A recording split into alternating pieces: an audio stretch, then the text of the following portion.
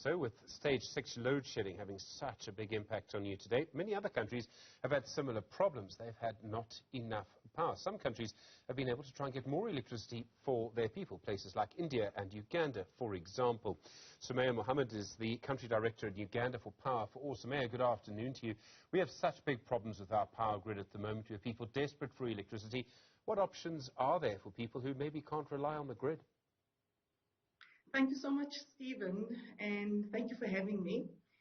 Power for All is a global campaign focused on accelerating energy access.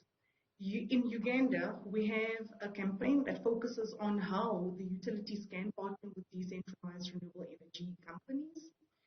And I think one aspect that we do need to appreciate is that each country has got unique challenges, but what are the opportunities? Uganda similarly has had similar challenges that South Africa is facing, but I think we need to ask ourselves, what are the opportunities? The one thing that we can do, and we know that this is a complex question that is being unpacked, and I think there's been a lot of conversation around what needs to happen from a supply capacity, as well as the challenges and political interference that is also just happening, at the country level. So the supply side things, which is more on, an infrastructure side of things, that is more government and ESCOM and the municipalities to really, connect and unpack it. But then there's also energy efficiency. We know that South Africans has done exceptionally well in the past by being efficient and effective with saving power, and that needs to happen. But at this stage where load shedding has been ramped up in South Africa, there's only that much that can be done. So then the next option that needs to be considered is renewable energy. However, in the renewable energy space, I do think that there's still a lot of room for opportunity, and businesses need to innovate. Right now, the market is still catering for your higher LSM, and there aren't enough fit-for-purpose solutions. So what does that mean? If we take a leaf out of the East African chapter, we saw a lot of pay-as-you-go models entering the market.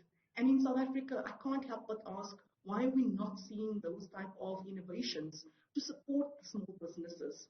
Again, load shedding has got a huge impact on job losses.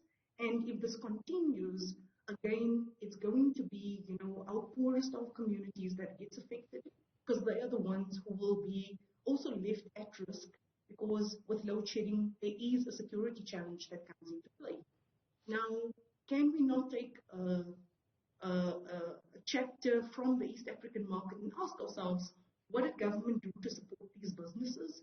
And how do we need to get, our banks or our financing institutions to come to the table and support the private sector to come up with innovative models so that products are fit for purpose and it can support not just, large businesses, but SMEs and the residential market. So basically what we need is, there are different ways of doing it to get off the main grid. You can have a microgrid, so people who live next to each other could invest together. People with money can try and invest in solar grids on their homes, on their roofs. Other people are buying, just 1 or 2 solar panels to have light at night or to recharge a cell phone. Those very small models, how expensive are they? Is it viable for people to do? Again, in the South African market, I think a lot needs to be done, Stephen. Again, as I said, I've not seen a lot of pay-as-you-go models, and that is really what has transformed the Ugandan market. Let me give you an example. Right now, Uganda's electricity access is sitting roughly at about 54%. Only 19% is being supplied by the main grid. The balance is the off-grid market that has come in and really empowered people. And the only way that they've done that was to come up with these systems where you pay what you use. Now, if you go and try and, get a small solar system in South Africa, it's going to cost you anywhere from 50,000 and upward. Now, someone in the township cannot afford that, but if you look at solar home systems that has been distributed throughout the rest of the continent, those systems become affordable, and if you compare it to the cost of electricity in South Africa, it does make financial sense. The question then becomes, what needs to be done? So we need more businesses to offer those products into our market, and we also need the governments to come up with incentives to support these businesses to be established, But at the same time, households also need support in acquiring these solutions, and government needs to step up to the plate.